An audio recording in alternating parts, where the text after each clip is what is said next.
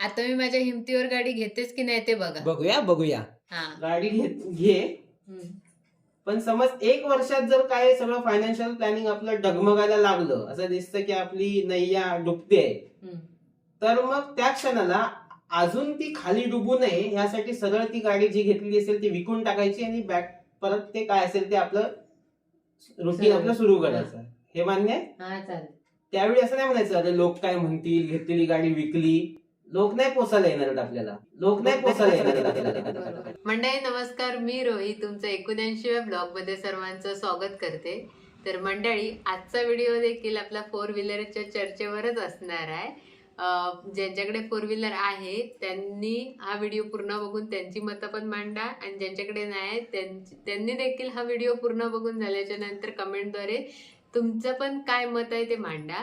आज मी काय बनवणार आहे, खिचडी भात एकच, कारण चर्चा खूप मोठी असणार आहे 4 व्हीलरवरची. म्हणून म्हटलं खिचडी भात पटकन बनवून घेऊया आणि तुमच्या सोबत चर्चा देखील करूया.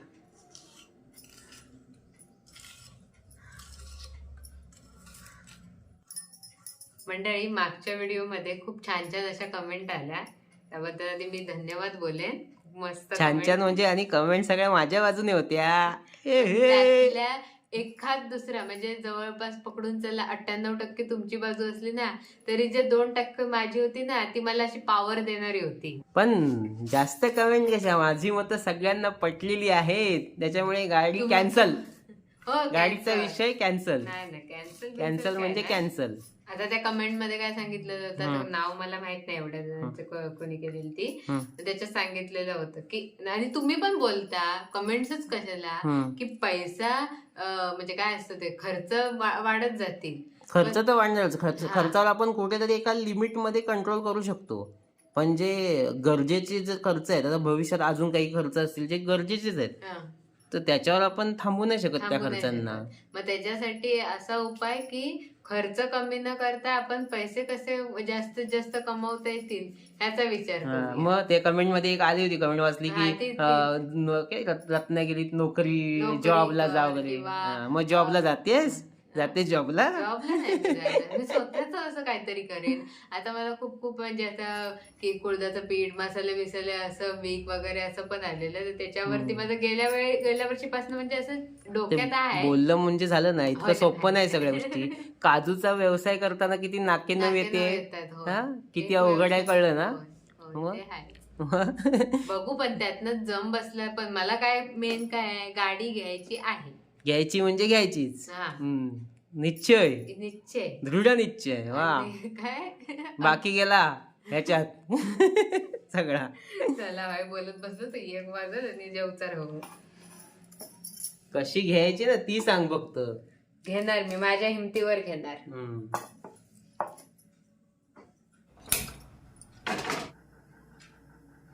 बास तेल जास्त नको, तेल बिल कमी घाल, म्हणजे वाचव, खर्च वाचव, तर गाडी येईल.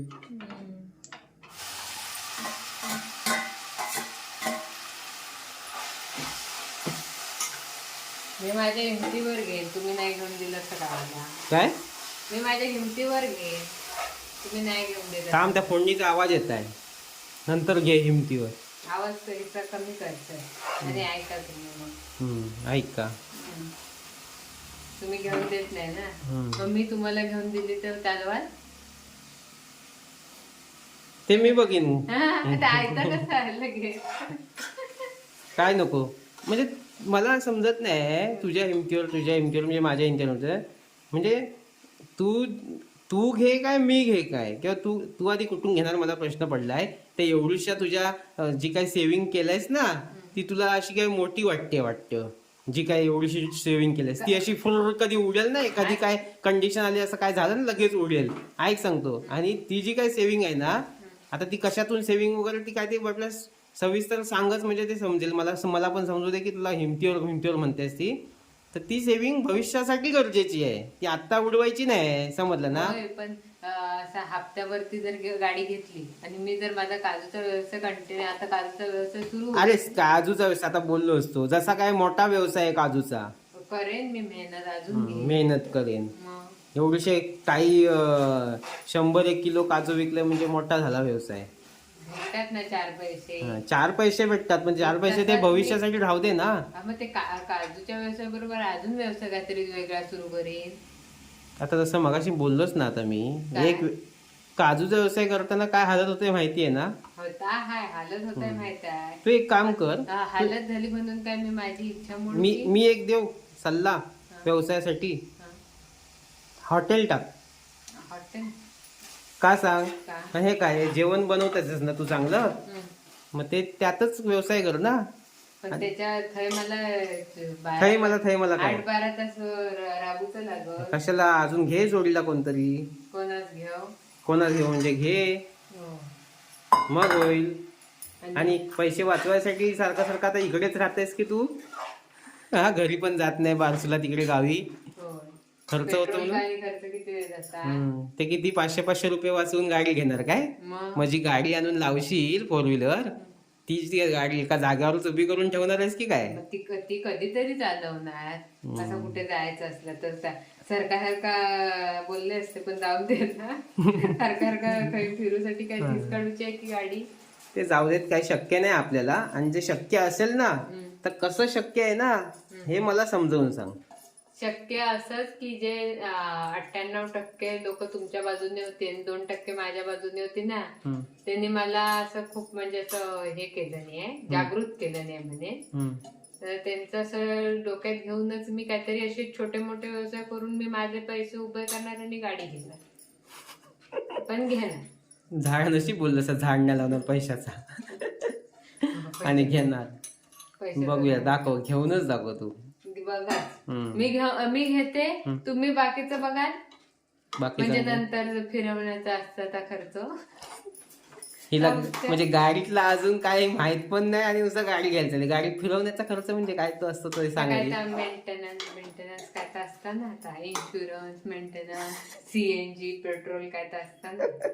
म्हणजे थोडक्यात म्हणायचंय तुला की तू गाडी घेऊन देणार मला, आणि नंतर त्याचा जो मेंटेनन्स आहे, म्हणजेच की त्याला इंधन लागणार, पेट्रोल, सीएनजी, इन्शुरन्स असेल किंवा त्याचा काय खर्च असेल, मेंटेनन्स असेल, हा ते मी बघायचं असं म्हणायचं. मग तेच मोठं आहे का? हा, एक वेळ मी तुला घेऊन देतो, बाकीचं हे तू बघ. तुम्हाला दोन्ही बाजून नाही भरता. एक तर मी घेऊन देतो, चालवणार तू घेऊन कशाने देणार? तू घेऊन कशाने देणार ते सांग ना. तुझ्याकडे काय असा आपली काय बाप कमाई आहे काय? आता मी विचार काय केलाय, माझ्याकडे थोडीशी हाय ती हाय. काय थोडीशी आहे? अक्कल ती पण घाण ठेवतेस. थोडीशी आहे म्हणता? थोडीशी ठेवजी माझी पावशेर. ऐका ना, पावशेर काय? थोडीशी माझी आहे ना जी ठेव म्हणजे सेव्हिंग. सेव्हिंग ती. आणि त्याचबरोबर बचत गटात पण लोन भेटतात चांगला बऱ्यापैकी. महिलांका त्याच्यावर काहीतरी हे असता, म्हणजे बचत गटातनं कमी व्याजावर लोन भेटता. हा, ओके. ती मी चौकशी अशी केली बाहेरची. ते काढीन आणि हप्ते भरणे एवढं मी कमवेन महिन्याचा. काय बोलते? मला सांग, काजूचा व्यवसाय 12 महिने असता की? 12 महिने काजूचा नाही, बाकीचा काहीतरी वेगळा उद्योग करेन. काजूच्या त्याच्यावर कशाला डिपेंड राहा. काय करशील? काय बाकीचं काय करशील? एक विचारायला कुळदाचं पीठ करेन. कुळदाचं पीठ करेन? आपण लावतो ना मळ्यात आपल्या. ते लावत नाही, पण माझ्या माहेरकडे विकत घेईन तिकडनं. आणि पण कुळदाचं पीठ सगळेच विकतात. नाही, माझं स्पेशल असणार. स्पेशल?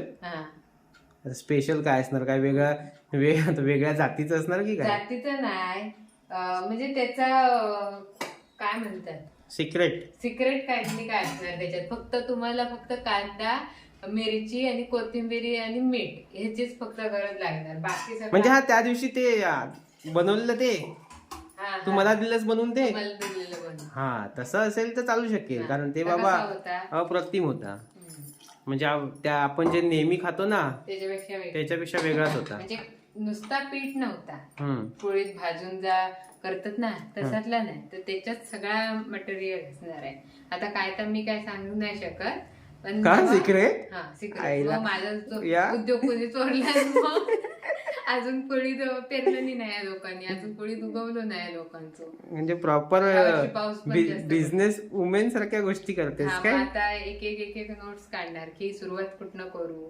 त्याच्यासाठी पण माझ्याकडे आधी पहिले पैसे लागतील, ते मिस्टरांच्या खिशातनं कसे उचलते याचा विचार करणार. तर मंडळी, आम्ही इकडे रत्नागिरीला दोघच जण असतो, तर दोघं जण टाइमपास म्हणून आम्ही त्याचे पत्ते खेळत असतो. 7-8 खेळता खेळता बोल. हो, खेळता खेळता मग लक्ष नाही राहत तेवढा. कदाचित गाडी, असं मला पण वाटतं की गाडी मी घेऊ शकतो, पुढे मेंटेन करणं जरा अवघड आहे ना, समजलं? दोघांनी मिळून करूया. हा, दोघांनी मिळून करू. त्याच्यावर आता कमेंट येतील की बायको एवढी सांगते तरी हा तयार होत नाही. दोघांनी घेऊया ना, दोघांनी मिळून घेऊया, काय प्रॉब्लेम नाही. फक्त तू कशी खंबीर होतेस ना, काय म्हटलंस तर मग अशी काय तुझ्या जीवावर घेणार काय, माझ्या हिमतीवर घेणार. हिमतीवर घेणार. ती तुझी जरा हिंमत दाखव थोडीशी, मग बघूया. काय तुझी साथ असेल तर आपल्याला घ्यायला काही हरकत नाही. ठीक आहे, चालेल. रडू नको मात्र नंतर. नाही, मग त्याच्यासाठी तुम्ही पण पुरेपूर साथ द्यायला पाहिजे. मग उद्यापासून जुगार खेळायला जातो, पैसे हो, कमवतो. ती साथ नाही, मी काय करेन त्याच्यासाठी. हा बाबा कर, मी हाय पाठीशी. हा, मी पाठीशी हाय. असा मी पाठीशी हाय. बोलून बिलून नाही, हाय मी पाठीशी. प्रत्येक गोष्टीत साथ कर द्यायची. तू काम, व्यावसायिक व्हा, व्यावसायिक. कर काय ते बाई, कर काय ती बाबा, इच्छा काय ती पूर्ण होऊ दे तुझी. माझी इच्छा तुम्ही पूर्ण करणार, मला साथ का द्या. प्रत्येक वेळी काय नवऱ्यानेच बायकोची इच्छा पूर्ण करायची असते? बायकोने केली तर काय, महिला सगळ्यात कामात पुढे असतात ना. पण ती ही लेडीज फर्स्ट. पण तुमची ती इच्छा होतच नाही, तुम्ही नाही नाही नाही नाही नाही नाही. नाही नाही नाही, इच्छा असणे वेगळी, एक म्हणजे असं प्रॅक्टिकल इच्छा वेगळी. काहीतरी प्रॅक्टिकल तिला पाहिजे ना, म्हणजे इच्छा मग काही पण मला वाटेल मला विमान घ्यायचं आहे मग तसंच आता सध्या गाडी घेणं, 4 व्हीलर घेणं, ही पण थोडीशी इच्छा कशी आहे. एक मी आता काय चालवतो, 2 व्हीलर. 2 व्हीलर वरून ना 4 व्हीलर वर शिफ्ट व्हायला ना असं मध्ये खूप गॅप आहे. लाखभर रुपयात 2 व्हीलर येते, तर 4 व्हीलर घ्यायला एक एंट्री लेवलची 4 व्हीलर घ्यायची असेल किमान 5 लाख रुपये तरी पाहिजे. 5 ते 6 लाख. सीएनजी म्हणणार तू की सीएनजी पाहिजे, मग ते 6-7 लाख 8 लाखावर हिशोब. म्हणजेच म्हणणार आधी माझा एक काय म्हणायचं आहे की मला, की मी जर 2 व्हीलर चालवत असू ना, तर 2 व्हीलर वरून 4 व्हीलर वर शिफ्ट व्हायचं असेल ना, तर ते जरा अशक्य गोष्ट आहे ती. त्याच्यामुळे असं त्याने ते पूर्ण होण्यासाठी स्वप्न थोडस आपण म्हणजे प्रॅक्टिकल स्वप्न असलं पाहिजे. ते काहीतरी त्यासाठी इन्कम सोर्स वाढला पाहिजे. विषय तोच जातो ना, मग ते काहीतरी वाढव इन्कम. मग त्याच्यासाठी साथ कोणाची हवी? साथ देतो मी तुला, असं नाही रडून बोलून करायची तर मदत सरळ व्यवस्थित. हा चल कर बाबा, काय तो व्यवसाय सुरू कर, आणि एका महिन्यात मला काय तो एका महिन्यात एवढा नाही होणार, पण 6 महिने पहिला व्यवसाय करून दाखव. 6 महिन्यात काहीतरी प्रॉफिटेबल करून थोडस म्हणजे काही इन्कम वाटतं हे दाखव, आणि मग गाडी. आधी नाही घ्यायची. म्हणशील तू अरे गाडी काय बघ, जर कोण माझ्यासारखा विचार करत नसेल ना, आणि असं म्हणत असेल गाडी घ्यायची, तर आताही गाडी घेऊ शकतो. आता माझा जो पगार आहे ना, त्या पगारात मी आताही गाडी घेऊ शकतो, म्हणजे लोनवर. अशी हार्ड कॅश मध्ये नाही. का लोन मिळेल माझ्या पोस्टल ह्याच्यातून, सोसायटीतून लोन मिळेल, लोनवर गाडी घेऊन मी ऍश करू शकतो. पण ती ऍश ना मला कुठेतरी भविष्यात म्हणजे धंद्याला लावणार आहे ती ऍश. म्हणजे तिथे माझं करिअरची वाट लागणार पुढच्या वर्षात. म्हणजे माझ्या पुढचे जे काही प्लॅनिंग असतील ना, ते नीट नाही होणार, काहीच नाही. म्हणजे कसं आहे, गाडी घेतल्याच्या नंतर आयुष्यातले आपल्या काही छोट्या जे मुवमेंट आहेत ना, छोटे जे आनंद देणाऱ्या जे मुवमेंट आहेत, ते आपण सगळे घालून बसणार. कारण जिथं आपल्याला वाटेल की अरे हे घेऊया ते घेऊया, कोणाला तरी खुश करण्यासाठी. एक छोटा उदाहरण देतो तुला मी, की अनुला इकडून रत्नागिरीतून घरी जाताना अनुला एखादी छोटीशी खेळण्याची गोष्ट घेऊन जायची असेल, की तिला तो आनंद मिळणार आहे. एक आता दिवाळी आहे, दिवाळीला अनुला छानपैकी बंदूक घेऊन जायचंय.